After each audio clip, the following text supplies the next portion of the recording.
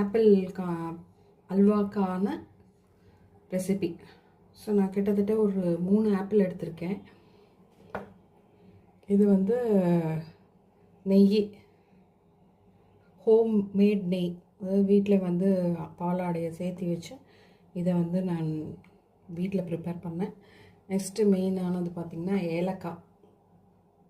Already நான் powder பண்ணி வச்சுருந்தேன். அதாவது கிரேப்ஸு, கொஞ்சோண்டு அக்ரோட்டு. இது வந்து நல்லது, ஒட்டுக்காக சேர்த்துக்கிட்டா அதோடைய டேஸ்ட் நிறைய பேருக்கு பிடிக்காது, அதனால் நான் கொஞ்சம் கொஞ்சம் சேர்த்துக்கிறது. அடுத்தது வந்து பார்த்திங்கன்னா பிஸ்தா, இது வந்து பாதாம், இது வந்து முந்திரி உங்களுக்கு தெரியும்.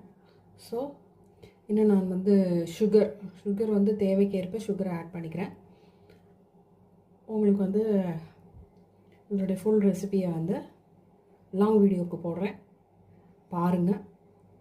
லைக் பண்ணுங்கள், சப்ஸ்கிரைப் பண்ணுங்கள், ஷேர் பண்ணுங்கள்.